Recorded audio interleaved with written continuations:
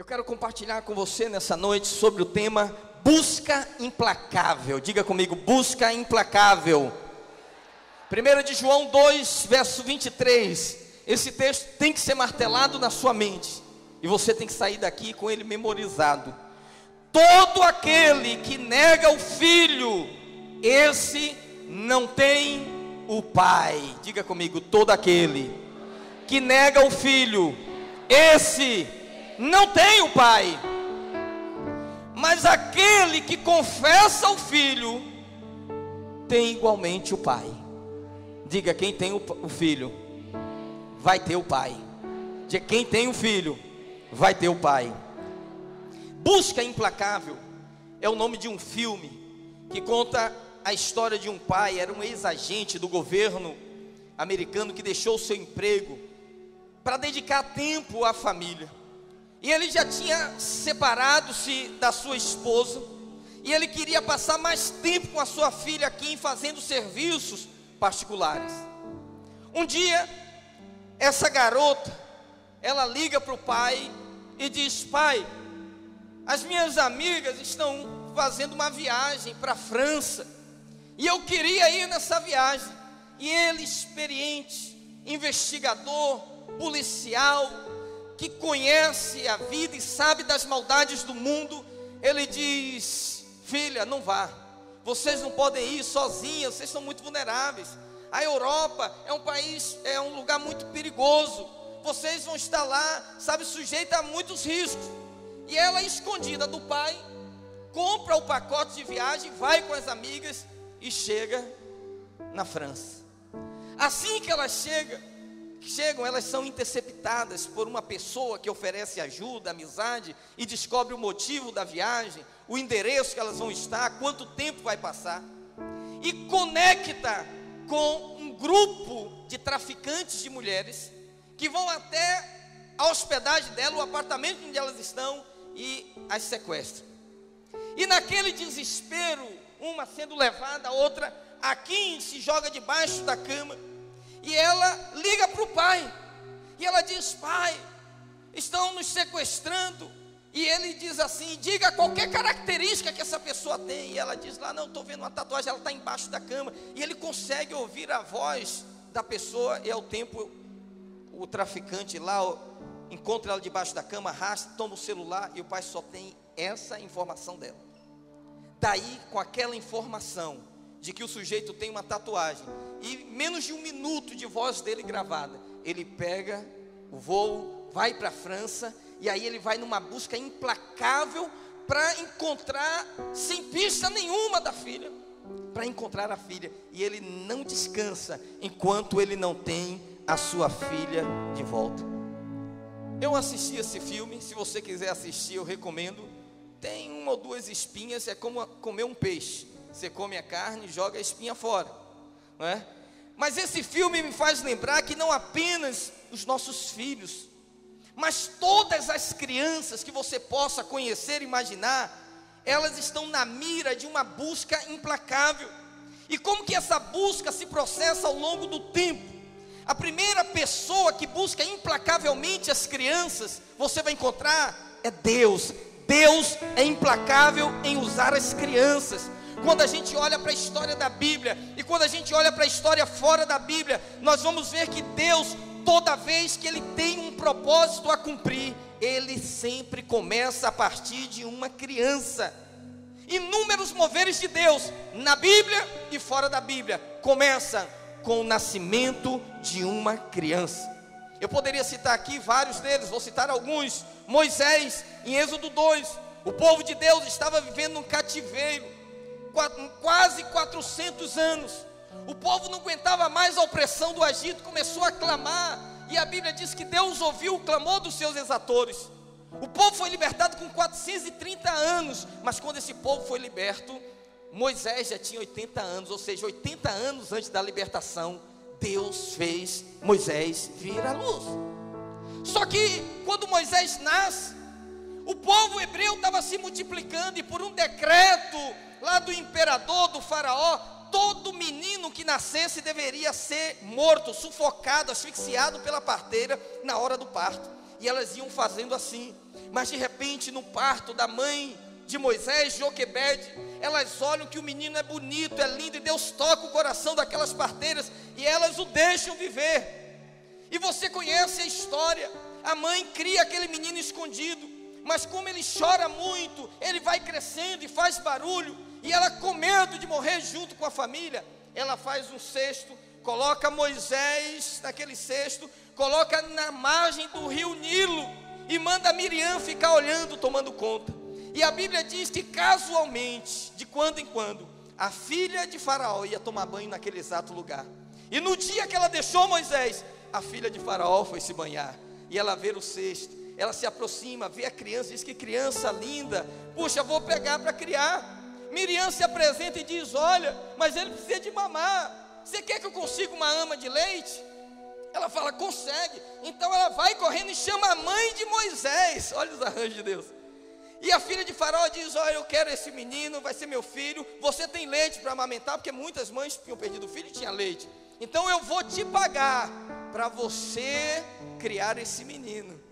E ela doutrina o menino desde pequeno, de maneira que lá em Hebreus 11 diz assim, sendo Moisés já adulto, recusou-se ser chamado filho da filha de Faraó, por causa do ensino da mãe. Deus, para gerar um libertador, ele começou lá no nascimento de um bebê. Quando Moisés nasceu, Deus estava provendo o libertador de uma geração inteira. Você sabe, nenhum homem na história libertou tanta gente, 3 milhões de pessoas no mesmo dia como Moisés. Nenhum homem na história fez o que Moisés fez, e Deus começou a partir do seu nascimento. Nós vamos encontrar outro exemplo na Bíblia, o exemplo de Samuel, que a pastora falou aqui, nos dias do sacerdote Eli. A Bíblia diz que a palavra do Senhor era muito rara, e as visões não eram frequentes. O ministério sacerdotal estava em decadência. Deus queria falar, mas o sacerdote não ouvia a voz de Deus. Só que Deus não muda. Ele disse para ser sacerdote, tem que ser filho de sacerdote.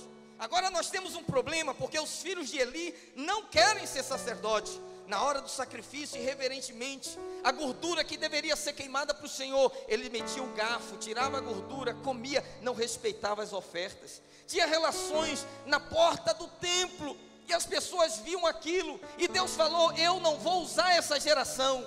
Então Deus, por causa disso, para não mudar o que ele fez, ele criou outro ministério que não existia, o ministério profético.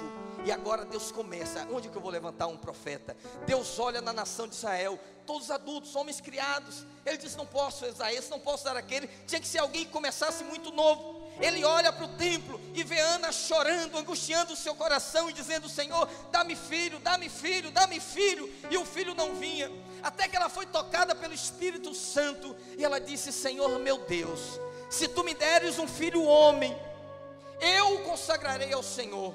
E ela fez o que é conhecido como o voto de Ana, dá-me um filho e eu te devolverei um profeta.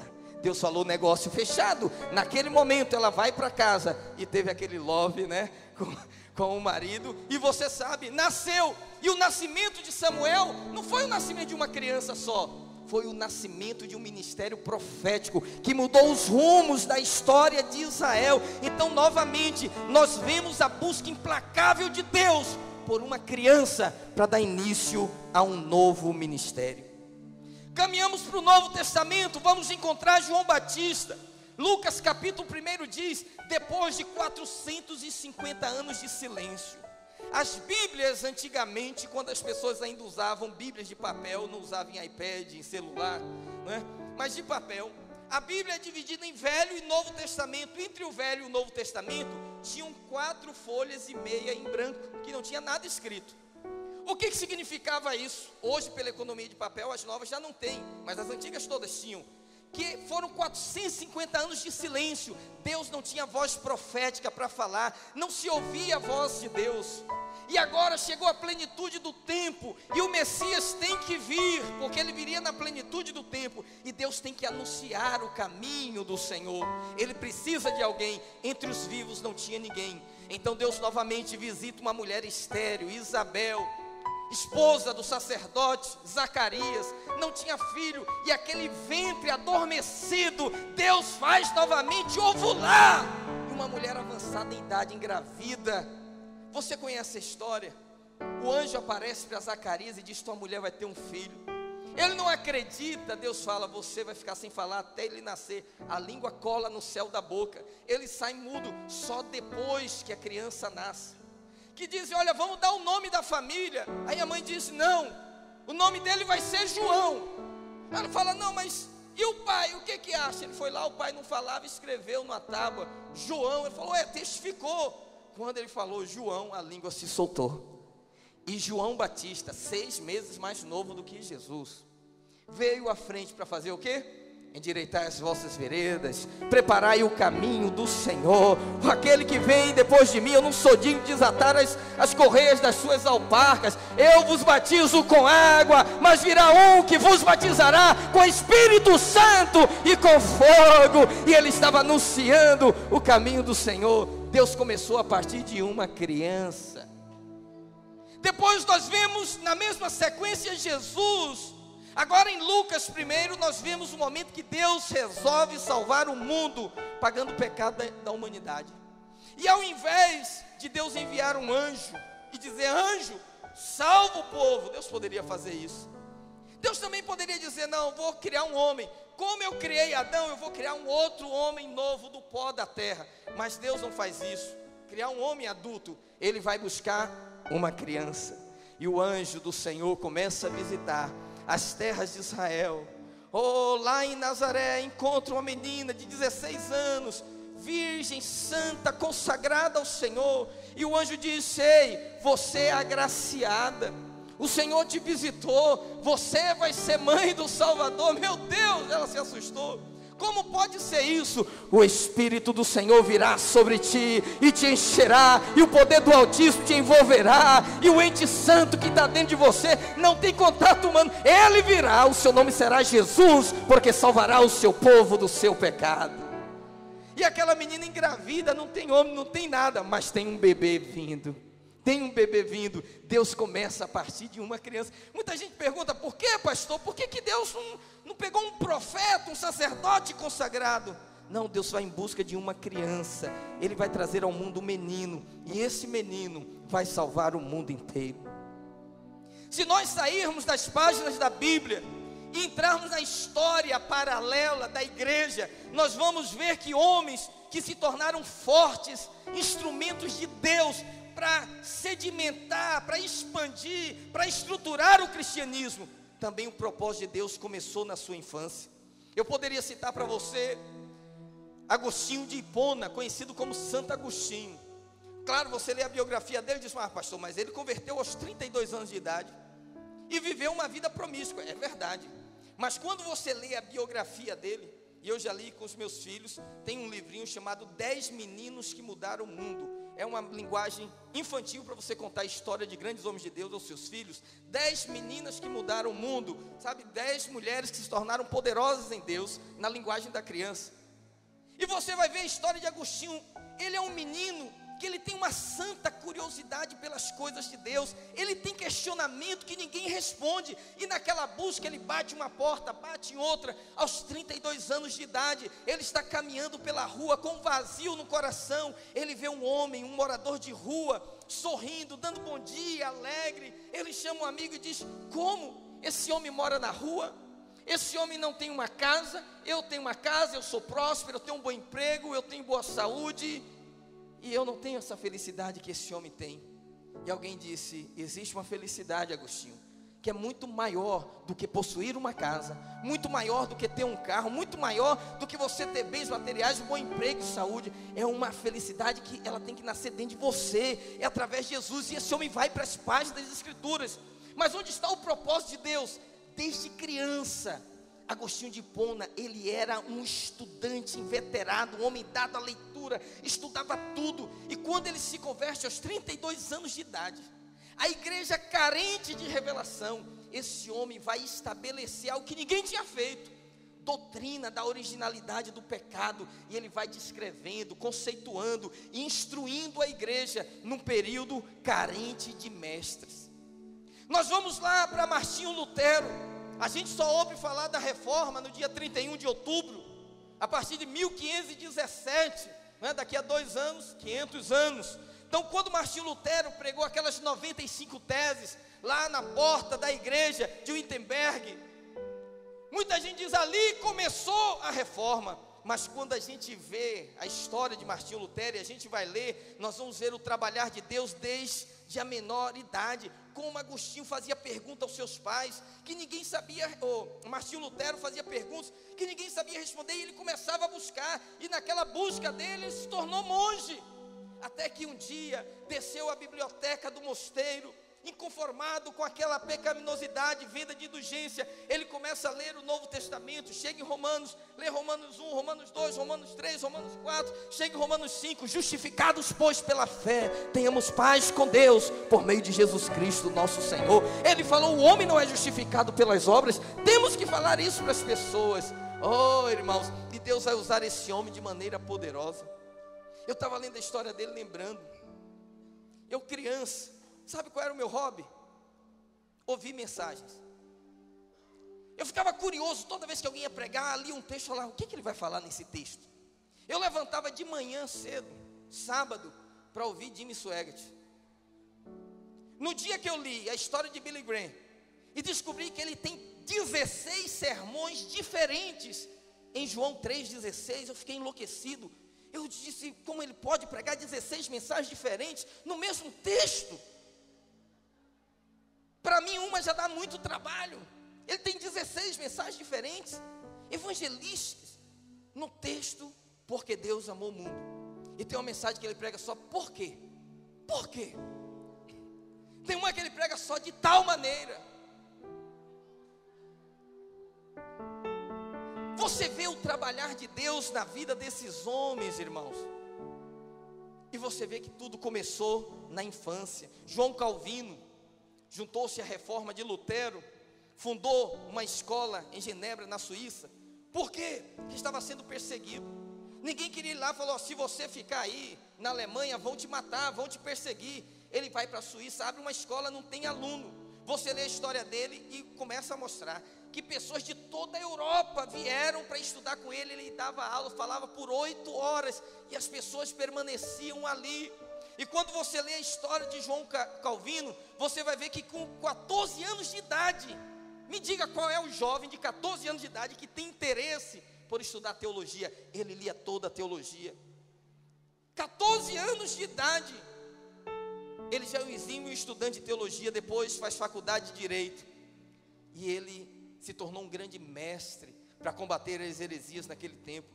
Eu poderia passar horas aqui falando da história de Jonathan Edwards, filósofo norte-americano, advogado, um homem que foi um grande avivalista. Tem um sermão muito poderoso dele, chamado Pecadores nas Mãos de um Deus Irado, que ele pregava e as pessoas balançavam e se jogavam no chão por uma convicção de pecado. E você vai ver que ele foi doutrinado em casa, seu pai era pastor e professor, pegou ele mais 2 primos, um vizinho, e dava aula todo dia, e ele ficava com aquela curiosidade, e as aulas eram o seguinte, expunha-se tudo, depois fazia-se perguntas, e o pai respondia, e Deus foi nutrindo no coração dessa criança, que preparou para um grande avivamento. Eu poderia falar de Charles Spurgeon, que foi um pregador batista britânico, converteu-se ao cristianismo em 1850, Agora, que coisa interessante, porque a história de Charles Spurgeon mostra que ele, com 20 anos, ele já era pastor da principal igreja da Inglaterra. Com 17 anos, ele assumiu o ministério. Por quê? Ele era pequeno, o pai era pastor, tinha um monte de livro num quarto de 2 metros quadrados, que tinha que andar assim, por causa de livro no chão, livro, não tinha lugar para colocar. E ele foi lá e encontrou um livro chamado O Peregrino. Quem já leu esse livro? O Peregrino.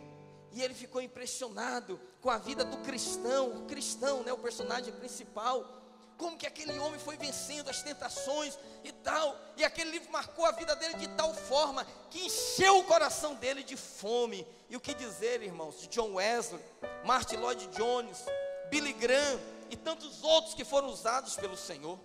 A história de Billy Graham, que de todos aí é o que está vivo ainda, ali só tem a data do nascimento, mas não tem a data da morte, porque o homem está vivo ainda, virou uma instituição.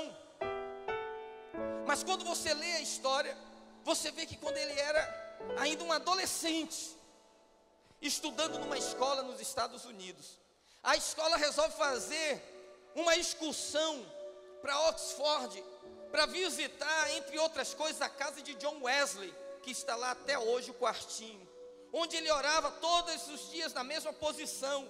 E o chão de assoalho, que se você for hoje lá, eu já estive lá, é o mesmo de assoalho, está marcado assim, cavado, porque como ele orava no mesmo lugar, o atrito do joelho com o chão marcou. E os alunos vão lá, todo mundo fotografa e vai embora, vai ver outras coisas. E de repente, um garoto ajoelha naquele lugar, na mesma marquinha. Os professores vão para o ônibus, volta com todo mundo e confere, e está faltando um aluno. Volta para buscar, e quando chega lá num quarto, está aquele menino de joelhos lá orando. Ó Deus, faz de novo, faz de novo, faz de novo, faz de novo, faz de novo. A professora viu que ele estava orando, não quis se incomodar, mas como ele não parava de orar e gritava faz de novo, ela teve que interromper e disse: Billy Graham, vamos, está todo mundo te esperando. E Deus estava formando nesse menino o caráter de alguém que iria ganhar multidões. Irmãos, olha para mim, eu não quero ser ofensivo com nenhum de vocês, mas ouça o que eu vou falar, é muito sério.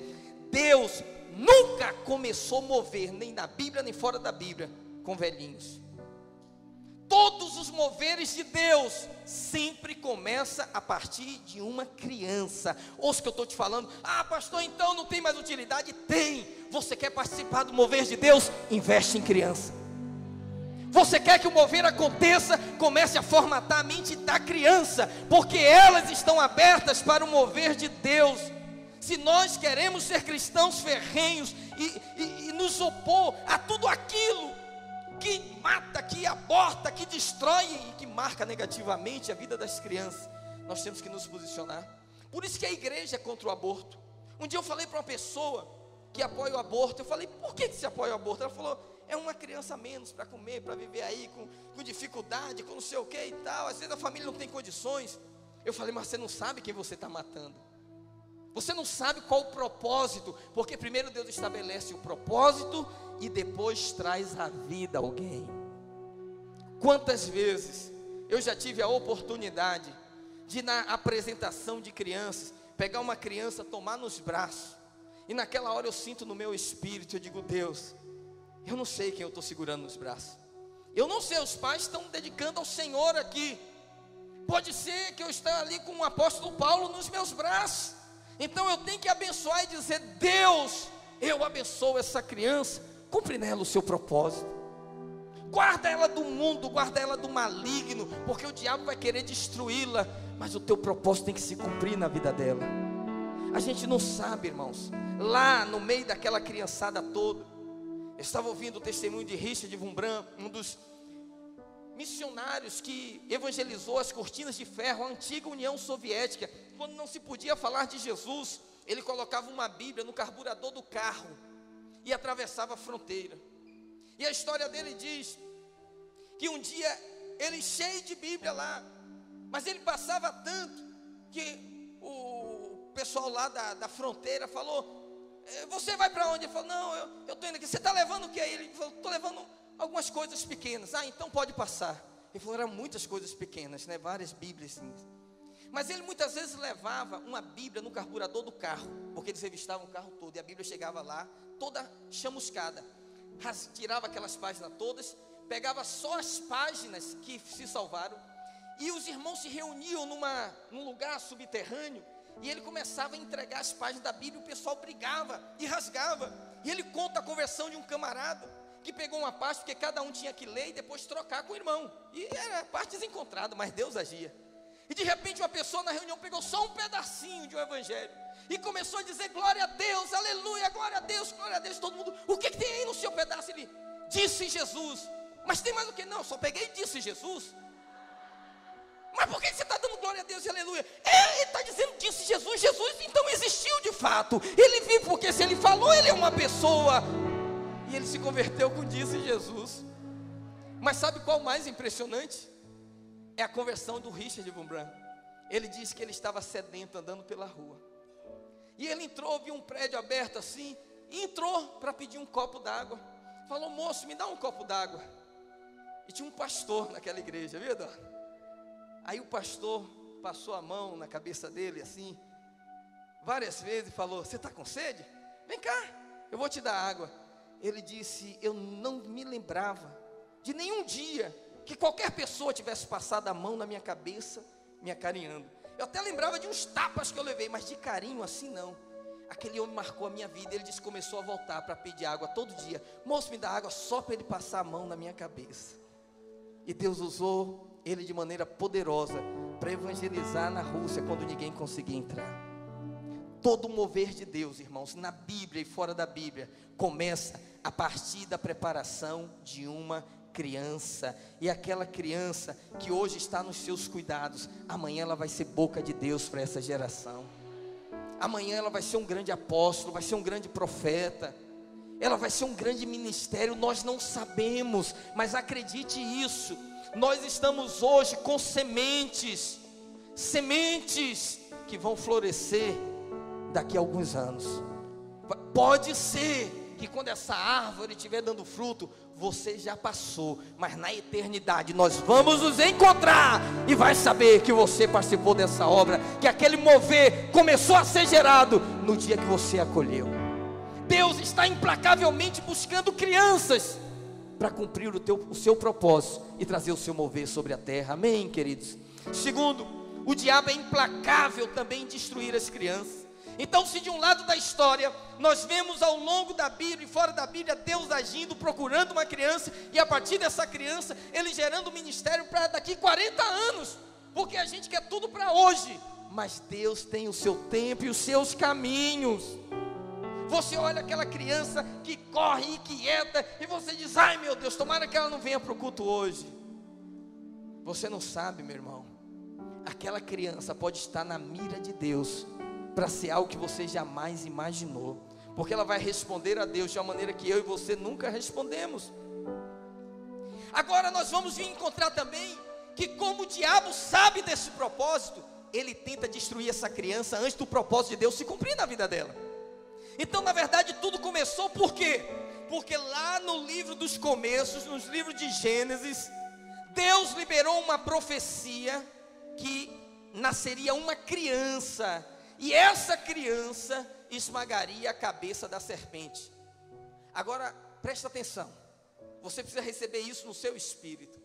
Gênesis capítulo 3, 14 e 15 diz assim: então o Senhor Deus disse à serpente, Deus falou para a serpente: visto que isso fizeste, maldita és entre todos os animais domésticos, e o és entre todos os animais selváticos. Rastejarás sobre o teu ventre, e comerás pó todos os dias da tua vida. Agora veja a profecia: porém inimizade entre ti e a mulher, e a tua descendência e o seu descendente. Ele não falou os seus descendentes, o seu, ele está falando de um específico. E este te ferirá a cabeça, e tu lhe ferirás o calcanhar. A cobra pica o homem no calcanhar, mas o homem que acerta a cabeça, ele mata a cobra. Entendeu a profecia?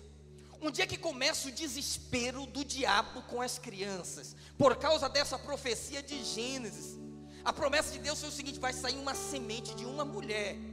Deus falou para ele: de uma mulher. Vai ter milhões de mulheres no mundo, você não vai saber qual é a mulher, mas uma dessas vai sair aquele que vai esmagar a cabeça da serpente. A serpente fica enlouquecida. O diabo fica enlouquecido agora, ele fica tentando abortar antes que nasce. E quando é menino, então, ele fica mais furioso. Então ele fica procurando destruir essas crianças. Desde o Éden, a serpente busca a criança. Por isso que quando você chegar em Apocalipse, você vai ver a mulher grávida querendo dar luz a um filho varão, e o dragão, que é a serpente de Gênesis, agora em Apocalipse é um dragão, correndo no deserto atrás da mulher, para que o filho não nasça. Por causa dessa profecia aqui. E olha como Deus é. Deus não colocou todas as pistas num texto só. Deus foi dando pistas assim, aqui e ali. Quem tem ouvido, ouça. Você pega, por exemplo, o Evangelho de Mateus, os 2 primeiros capítulos, tem 3 profecias sobre o nascimento de Jesus. Ele diz o seguinte: e tu, Belém Efratas, opa, posto que és a menor, de ti sairá o Salvador. A serpente disse: vai ser em Belém, vai nascer em Belém. Você continua lendo Mateus, você vai encontrar outra profecia: do Egito chamei o meu filho. A serpente falou: é Belém ou é Egito? Ela já está confusa, ela quer matar a criança. Ele dizia: ele será chamado Nazareno. Nazareno é Nazaré, então é para cá. E aí o diabo fica enlouquecido. Quando você lê Mateus com a revelação do Espírito, você entende. Jesus é gerado em Nazaré, na Galileia. Mas na época que o menino está para nascer, ela vai para o recenseamento e vai para onde? Para Belém. O menino nasce aonde? Em Belém. Mas quando o menino nasce, Herodes diz que vai matar todas as crianças, porque os magos não disseram para ele que era um menino, e Herodes estava preocupado de alguém vir tomar o trono dele, porque havia uma expectativa que viria um libertador, um Messias, e mandou matar todas as crianças. Aí, quando Maria termina lá aquele período de pós-parto, Deus fala: não volta para a sua cidade não, vai para o Egito. Aí ele desce para o Egito, e o diabo está procurando ele lá em Nazaré. Aí ele lembra: não, em Belém. Quando ele chega em Belém, Jesus já está no Egito. Aí ele diz: é no Egito, pode ser lá. Ele corre para o Egito. Só que quando ele chega no Egito, Jesus volta, mas ele não volta para Belém, ele volta para Galileia. E ele vai morar em Nazaré, por isso ele era nazareno. A profecia de Malaquias, né? Netzer, raiz de uma terra, de um toco de árvore, como diz a profecia de Isaías 53, que é a mesma expressão em hebraico para nazareno. O diabo fica confuso, ele não consegue entender. Aí isso vai explicar porque tanta matança de criança, tanto genocídio. Quando Moisés nasce, ele nasce debaixo de um decreto. Qual é o decreto? Toda criança de sexo masculino deve ser morta, asfixiada na hora do nascimento.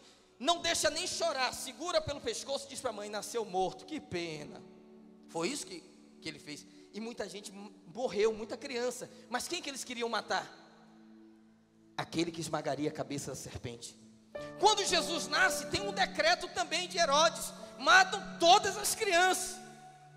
Mas quem que ele queria matar? Quem o diabo estava por trás de Faraó, estava por trás de Herodes? Quem que eles queriam matar? O Messias. Mas a história fora da Bíblia está cheia de momentos que aconteceram grandes genocídios, matança coletiva de criança, o diabo desesperado tentando matar o Salvador. Agora veja como que o diabo é burro. 700 anos antes de Jesus nascer, Isaías, você sabe, é o livro chamado livro messiânico. Isaías, vamos dizer assim, ele é a Bíblia compactada. Por quê? Quando você lê a Bíblia, você tem a impressão de que no Velho Testamento tem um Deus irado, raivoso, rigoroso. E você lê o Novo Testamento e diz: aqui é outro Deus, o Deus da graça, é o Deus da bondade, do amor, que salva, que perdoa. Quando você lê Isaías tem quantos capítulos? 66. Quando você lê até o capítulo 39, é só profecia: vai julgar, vou levantar os assírios, vai morrer, vai haver julgamento. Você vê um Deus irado. Quando você chega no capítulo 40 ao 66, cuidai do meu povo. Eu vou aplainar todo o deserto, todo vale será aplainado, todo monte será aplainado, todo vale será aterrado, todo caminho escabroso será endireitado. Chegou o tempo do Senhor.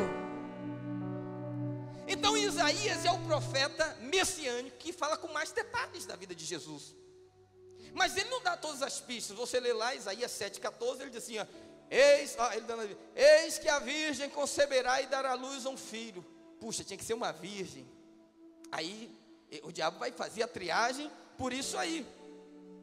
Depois ele fala no capítulo 9, verso 14: porque um menino nos nasceu, um filho se nos deu, e o governo está sobre os seus ombros, e o seu nome será maravilhoso, conselheiro, Deus forte, Pai da eternidade, príncipe da paz.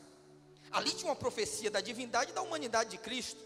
Quando diz um menino nos nasceu, o menino é a parte humana, o menino nasce, mas o filho ele deu. Porque Deus amou o mundo de tal maneira que deu o seu Filho, para que todo aquele que nele crê não pereça, mas tenha a vida eterna. E ele diz: e ele será chamado de Emanuel, que traduzido significa Deus conosco. Mas Emanuel não é só Deus conosco. Emanuel é a junção de 3 palavras: Imã e El. In, dentro, man, barro, El, Deus. Dentro, barro, Deus. Mudando, Deus dentro do barro. É o Deus que vai morar dentro do homem. Aleluia, dê glória a Deus. Aleluia. Mas até os nossos dias, irmãos, o diabo segue tirando a vida de muitas crianças para abortar o propósito de Deus. Só no Brasil, 1 milhão de abortos que se tem contabilizado por ano. O que é isso? Matar o propósito no seu nascimento. E das que nascem, o diabo ainda assim tenta destruí-las. Por quê? Todo abuso sexual começa onde, irmãos? Na infância. Todo trauma doloroso negativo começa onde? Na infância. Olha para a sua vida e busca na sua história memórias negativas. E onde você vai encontrar? 7 anos de idade, 5 anos, coisas que muitas vezes você não se lembra, mas a perversidade não sai. A perversidade não sai. Eu li um livro chamado O Homossexual que Mora na Casa ao Lado, falando como você tratar de homossexuais e ajudá-los. E esse livro mostra como que a criança, ela pode ser enredada a partir de um abuso, de uma moléstia, de um olhar, de um toque. Como que o diabo tenta, destruir o propósito de Deus. Eu vim agora de São Paulo, peguei a revista da Gol, estava na Gol, e vi lá a atriz, não sei quem aí, que está fazendo o filme do Tim Maia. Ela engravidou, teve um filho, ela disse: não, eu sou moderna. Eu já falei para minha empregada, quando ele começar a escolher, ele veste o que ele quiser. E se é um menino, e se ele não quiser brincar de carrinho, quiser brincar de boneca, vai ser isso, ele vai ser livre. Eu falei: meu Deus, onde é que nós estamos vivendo? Que mundo que nós estamos, irmãos? Nós não podemos ignorar que o diabo segue ao longo da história numa busca implacável para atingir as crianças, antes, ouça, que elas sejam alcançadas pelo Evangelho. Agora abra os seus ouvidos espirituais. Estatística dos institutos de evangelismo, Instituto Haggai: 80% das pessoas que se convertem no mundo se convertem antes dos 20 anos de idade. O diabo sabe disso? Sabe. Então ele tenta destruir quando? Antes dos 20 anos. As pessoas já estão todas estragadas, já passou por tantos abusos, já experimentou de tudo, a vida está tão destruída. E quando você chega para uma pessoa de 30, 40 anos para falar de Deus, ela fala: ah, quero saber de Deus não. Porque tanto abuso, lembra daquela peça do coração? Foi tanta gente que pisou, rasgou, amassou, e agora veio e disse assim: me dá seu coração, filho, dá seu coração. Não confio mais meu coração em ninguém. Então o diabo, quanto mais cedo ele conseguir alcançar, mais propósitos serão abortados. A pastora falou uma coisa aqui, que nós não podemos esquecer: nós temos que ser rápidos para alcançar essa geração, e nós temos que ser implacáveis na busca de crianças. Quando seus olhos se colocar numa criança, você diz: ali tem um propósito de Deus, ali tem um propósito de Deus. Eu posso estar aqui direcionando, guardando, guiando, profetizando, liberando palavras proféticas sobre alguém que será grande diante do Senhor. Aleluia. Agora pense quantas crianças que estão conectadas conosco. E aí vem a terceira busca implacável, que é a busca do líder. O líder de célula, o pastor, os cristãos precisam ser implacáveis em buscar as crianças e alcançar as famílias inteiras. Então você precisa ouvir isso aqui antes de nós orarmos essa noite. Se você conseguir receber essa palavra no seu espírito, o que eu vou falar aqui nos próximos minutos, ouça, todos os pastores que estão presentes aqui, todos os líderes de células de adulto que estão aqui, se você receber essa palavra no seu espírito, nos 5 minutos, você vai entrar por uma porta, e você vai experimentar um crescimento que você nunca experimentou na sua vida. Podia até ter sido um amém mais forte, mas eu entendo que você está processando. É de glória em glória. Vai.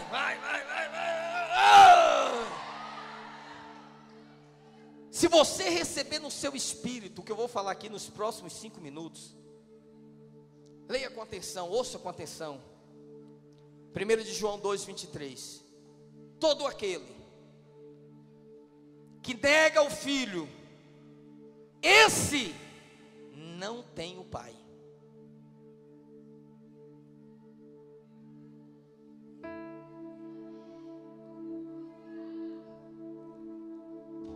Mas aquele que confessa o filho, ouça, o filho, igualmente terá o pai.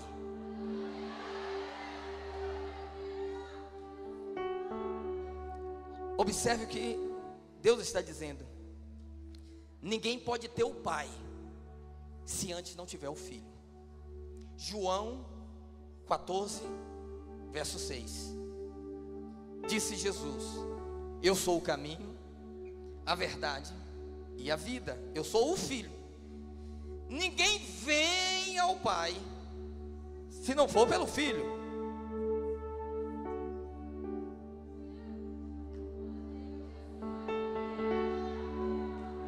Quando você pedir para um católico recitar esse versículo, ele vai recitar assim: disse Jesus: eu sou o caminho, a verdade e a vida.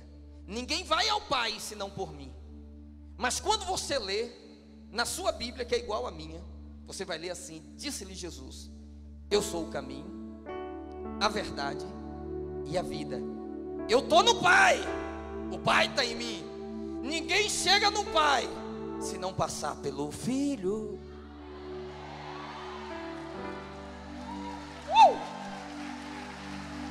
Aleluia!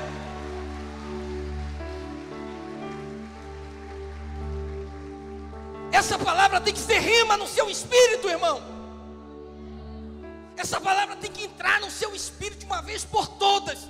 E você tem que olhar para a criança e dizer: tem um pai atrás dessa criança, tem uma mãe atrás dessa criança, tem uma avó atrás dessa criança, tem uma tia atrás dessa criança. Eu vou alcançar essa família toda. Vem meu filho, porque quando eu tiver um filho, eu vou ter a família inteira. Aleluia, glória a Deus. Ouça, os gurus do marketing, eles fizeram uma pesquisa e descobriram algo interessantíssimo. Eles descobriram que as crianças não têm dinheiro, como a pastora falou, mas elas influenciam no orçamento do pai.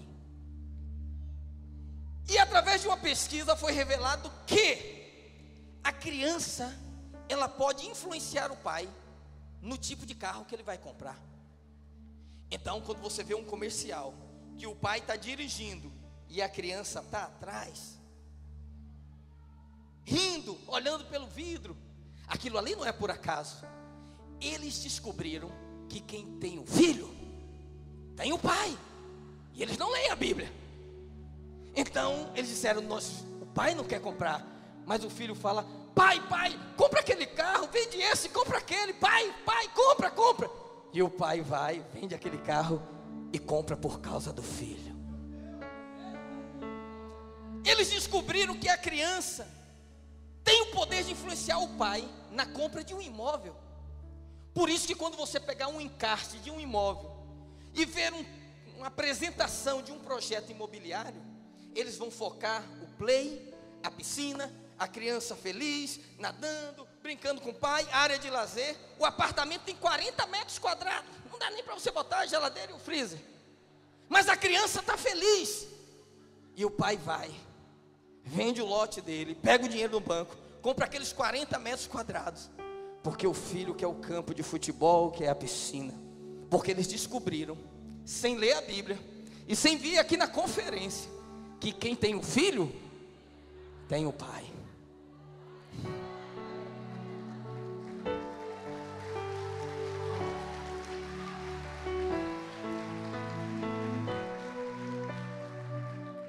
fizeram a pesquisa e descobriram que uma criança tem o poder de influenciar o pai no lugar onde ele vai tirar férias. Então, quando ele vai vender um pacote, ele não põe só o casal, a não ser que seja um pacote de lua de mel. Mas você vai ver sempre crianças. Por quê? Porque a criança vê aquilo na televisão.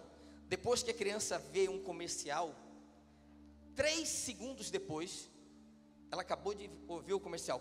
Compre batom, compre batom, compre batom, compre batom. E agora não sei o que, mudou de comercial. Pai, compra um batom. Então eles vendem aquele pacote e botam aquilo que é para criança. Se você sair daqui e for tirar, Deus vai te dar essa oportunidade de tirar férias em Orlando. Você vai descobrir uma coisa muito interessante. Às vezes você vai ver andando assim, ó, pai, mãe, avô, avó, tio, não sei o quê, e uma criança no braço. Mas se você perguntar para aquela família, sabe o que ela está dizendo? Estou levando meu filho para Orlando. A criança nem sabe o que está acontecendo aqui. Ela vai em tudo, passa a criança um por outro, e vai nos brinquedos, e mergulha e tal, e quando ele volta, diz assim, eu levei meu filho para Orlando. E o tio Sam, sem vir na conferência, já descobriu que quem tem o filho, tem o pai. Esses homens têm mais visão do que muitos pastores, porque o pastor fala, eu não vou fazer nada para a criança não tem dinheiro. Mas o tio Sam disse, eu vou trazer a criança, ela vai trazer o pai, a mãe, a avó e os dólares que eu preciso.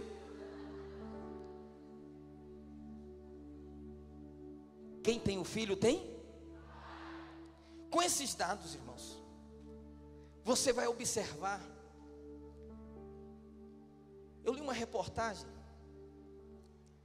se não me engano, tem 2 semanas. Não sei se eu coloquei isso no slide. Está passando o slide aí?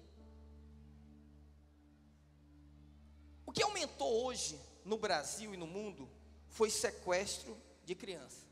Então saiu uma publicação na revista Época, intitulado o seguinte, O Crime Mais Perverso, onde fala sobre o sequestro de criança.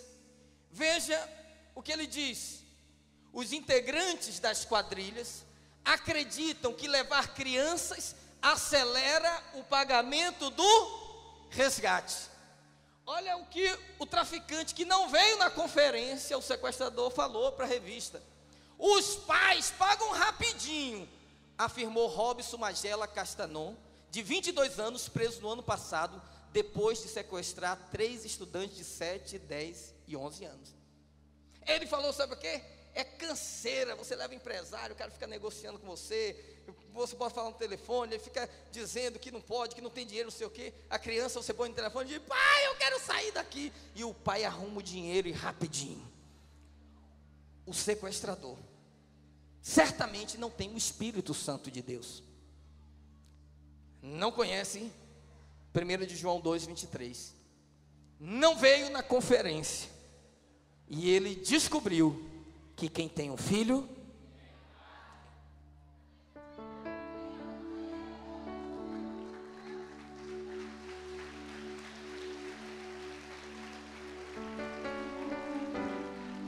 o diabo já entendeu isso, irmãos. Ele disse, se eu atrair a criança, os pais virão juntos.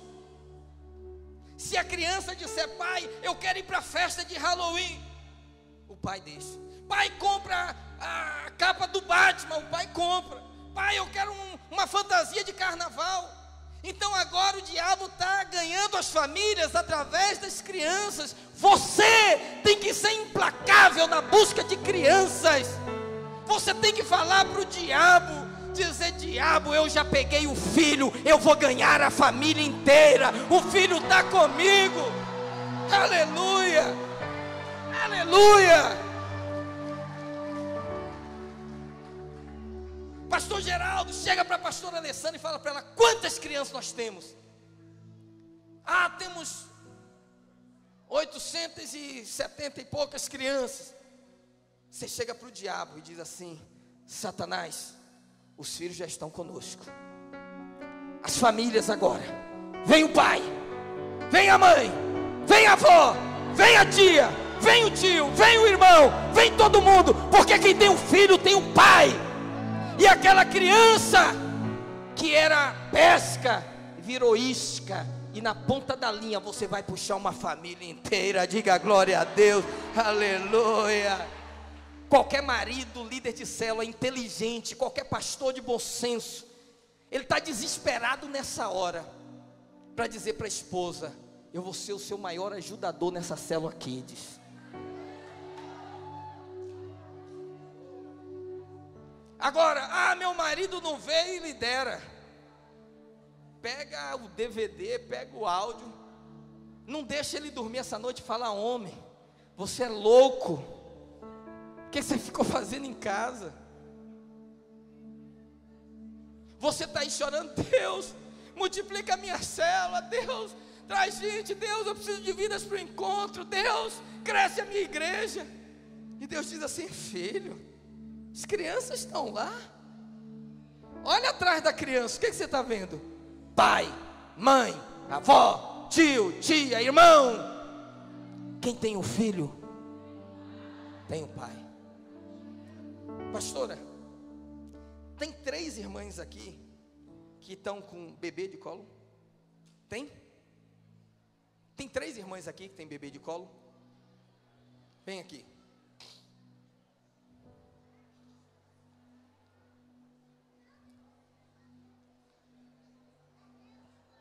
Ouça o que eu vou falar para você.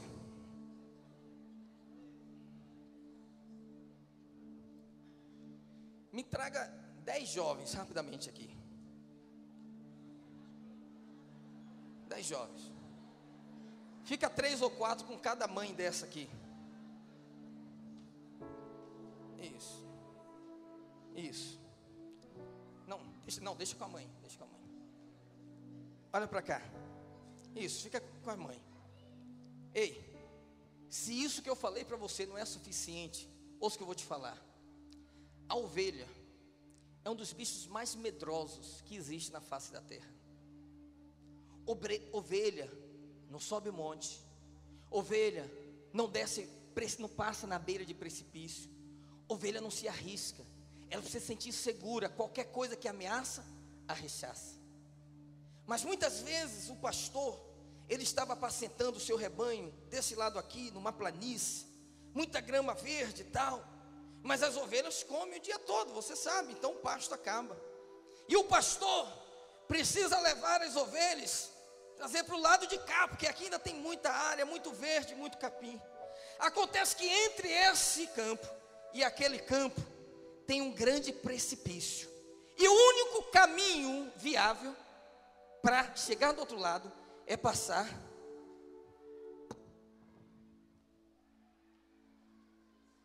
na beira do precipício. Tem que passar assim. Você sabe como é que o pastor guia a ovelha? O pastor pega a sua flauta, o seu cajado, ele chega no meio do rebanho, pelo toque do cajado, a ovelha sabe se tem que sair ou não. Eu tive na Palestina, tinha uma ministração com uma pastora de ovelhas naturais, e ela ministrou para nós 12 toques diferentes do cajado que comandam as ovelhas. O pastor toca o cajado e as ovelhas sabem que tem que vir, e ele vai caminhando. É assim em toda a Palestina. Ele vai com todo cuidado, cautela, mas quando ele chega do outro lado, ele percebe que nenhuma ovelha veio. O pastor bate o cajado: venham. Elas não se movem, porque tem um precipício. Ela está com medo. O pastor fala: já sei o que eu vou fazer. O pastor volta novamente, cautelosamente. Veja como eu estou fazendo. Aí ele pega uma daquelas ovelhas mais velha do rebanho, que está com uma cria. Ele pega a cria daquela ovelha,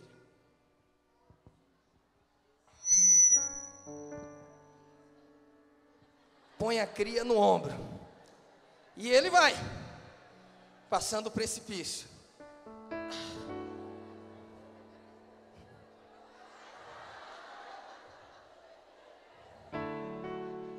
A ovelha lá, ela está dizendo: ele está levando o meu baby, ele está levando o meu bebê. Ela olha, ela está preocupada. espada e ela vem seguindo o pastor. Devagarinho. Ela vem seguindo o pastor e o pastor vai passando. E ela vem seguindo o pastor. Para. Quando as outras ovelhas veem que ela é uma ovelha velha, experiente. Só ilustração, irmão. Elas não estavam tão seguras que o pastor fez, elas eram capazes de fazer. Mas quando elas veem outra ovelha fazendo, sabe o que acontece? Imediatamente todo o rebanho começa a subir. O pastor pega o filho. Ele não grita, ele não faz alarde, ele não faz nada, porque o bom pastor sabe que quem tem o filho, tem o pai. Ele vai ficar com o filho, o pai vai vir atrás, vai vir a mãe, vai vir o avô, vai vir o rebanho inteiro, porque quem tem o filho, tem o pai.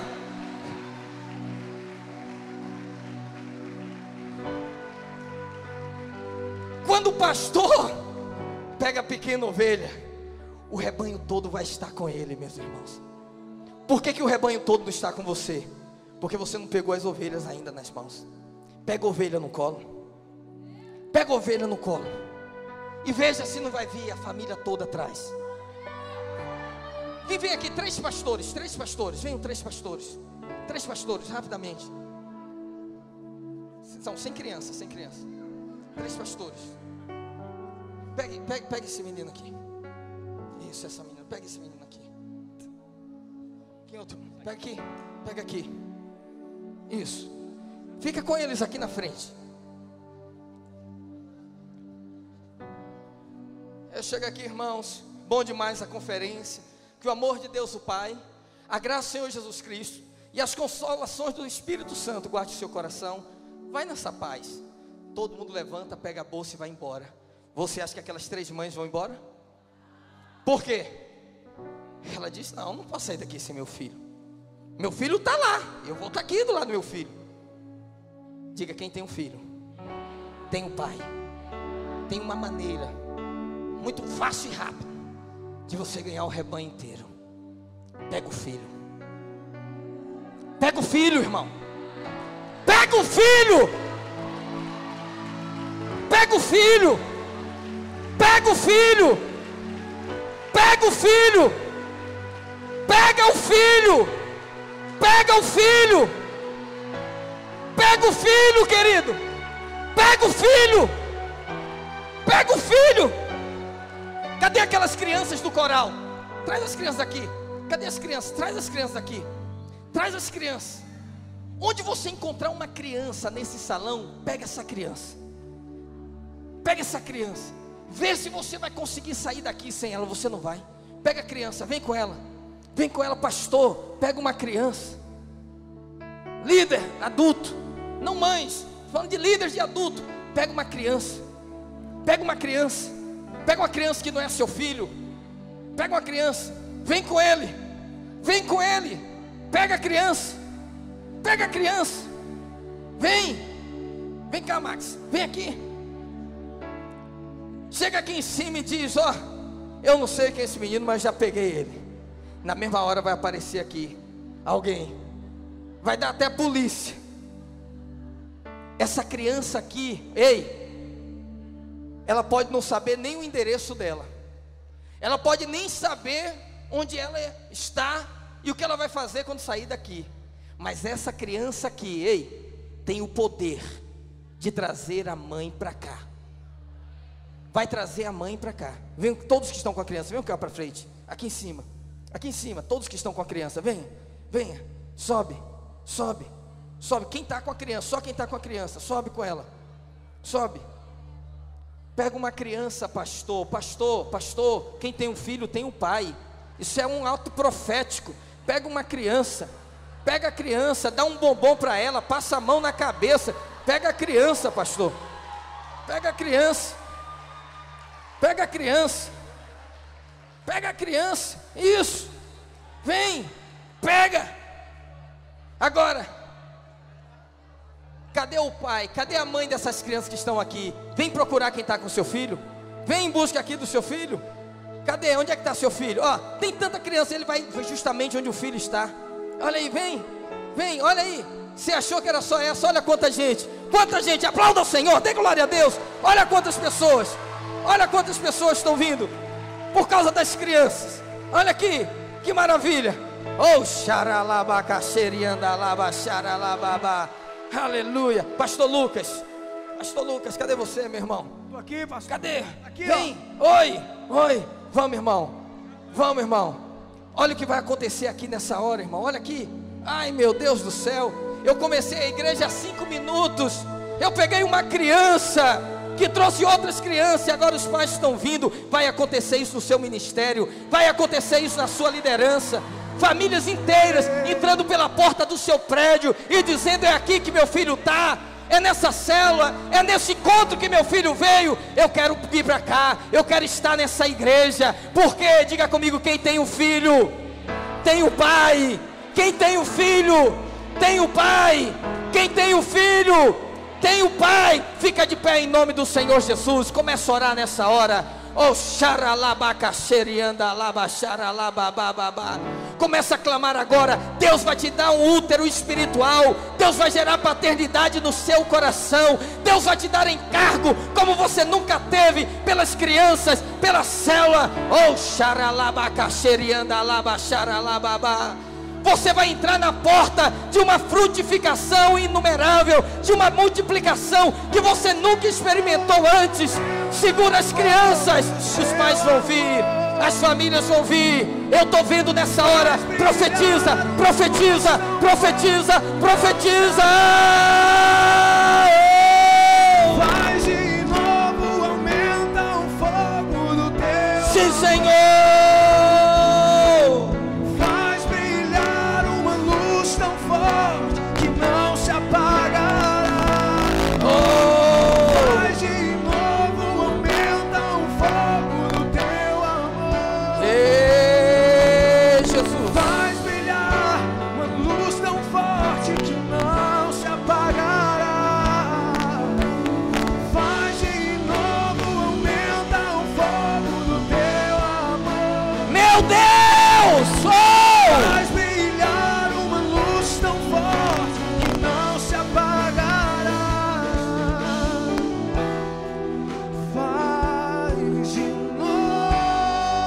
Senhor, sim, Senhor, sim, Senhor. Os céus estão se abrindo, a sua visão está sendo alargada.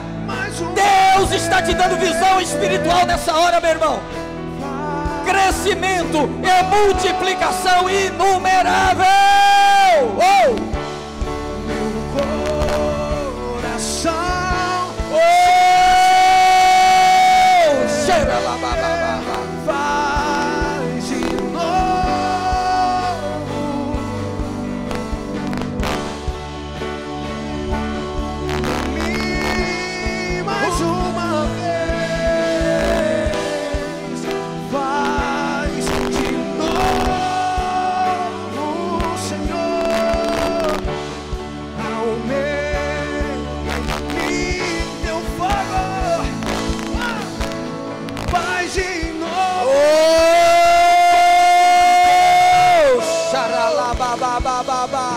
faz brilhar uma luz tão forte que não se apaga. Faz de novo, aumenta o fogo do teu amor. Faz brilhar uma luz tão forte que não se apagará. Ouça, olha, você que já tem crianças na sua célula. Você achava que tinha 7 crianças. Eu estou dizendo pelo Espírito de Deus, você tem 7 famílias. Pastor, eu tenho 20 crianças. Não! Você tem 20 famílias. Nessa noite, você vai se encher da autoridade do Espírito Santo. E vai dizer para Deus, vai dizer para o diabo, vai dizer para o mundo espiritual. Diz: eu tenho filho. O filho já está comigo, eu já ganhei o filho. Próximo passo, vou ganhar o pai, a mãe, a avó, a tia. Eu tenho filho, eu vou ter o pai. Levanta as suas mãos bem alto. Declara no reino do Espírito: Oh, diga, eu quero família. Famílias inteiras, famílias inteiras, famílias inteiras, famílias inteiras, famílias inteiras, famílias inteiras, famílias inteiras, famílias inteiras, famílias inteiras, famílias inteiras, famílias inteiras, famílias inteiras, famílias inteiras. Oh, xaralababa, xeralaba, xoroloboco, xeriandalababa. Sim, Senhor, o Espírito de Deus está agindo, o Espírito de Deus está agindo, o Espírito de Deus está agindo. Oh, xaralabababa. Meu Deus!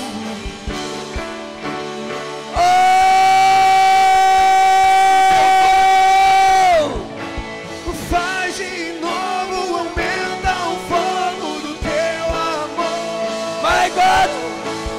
Faz brilhar o Xaralabaca, xeriandalaba, xaralabababa. Faz de novo, aumenta o fogo do teu amor. Faz brilhar uma luz tão forte que não se apagará. Ei, eu sinto o Espírito de Deus abrindo, irmãos, uma porta para um novo tempo. Toda venda que o diabo colocou nos seus olhos é só uma célula de criança. Semana que vem eu reúno elas de novo. Não é só uma célula de criança. Deus quer alcançar uma família inteira. Deus quer alcançar uma família inteira. Ei, se você é esposo de uma dessas pastoras, se você é marido de uma dessas discipuladoras, se você é o cônjuge de uma dessas líderes de célula, eu quero que você vá até ela agora e diga: nós vamos fazer uma parceria para ganhar famílias inteiras. Quem está com o cônjuge aqui? Quem está com o cônjuge aqui? Você vai até sua mulher, sua esposa, vai dizer: Deus nos deu a chave, Deus nos deu o bilhete premiado. O mais difícil é o filho, já temos o filho. Nós vamos ganhar o pai agora. Nós vamos ganhar esse avô, essa avó. Oh, xaralabacaxeriandalaba. Aí você diz: pastor, meu marido não está aqui, meu esposo não está aqui, eu não sei nem quem é meu marido porque eu não casei ainda. Não tem problema. Mas você tem um filho? Escolhe uma irmã. Diz: irmã, concorda comigo nessa oração aqui? Concorda comigo? Encontra alguém aí, passa o braço no ombro dela e diz: nós vamos ganhar famílias inteiras. Vamos ganhar famílias inteiras. Nós vamos fazer uma parceria agora. Deus nos deu o filho, vai nos dar os pais também. Ei, xaralabacaxaralabababa. Ministra agora, porque o marido vai desatar o ministério da esposa, e a esposa vai desatar o ministério do marido. Vai dizer: nós vamos crescer, vamos avançar. Ei! Oh, xaralabacaxaralababa. Não faça sem mim. Oh, xeriandalabacaxara. Pode me chamar, Senhor. Eu estou aqui. Estou ao seu dispor. Quando fizer algo nessa geração, não faça assim.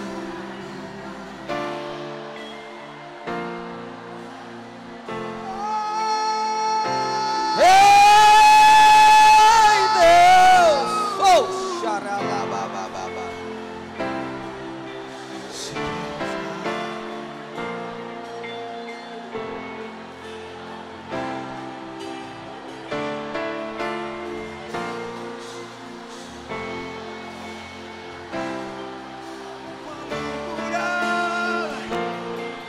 Me usa pra orar.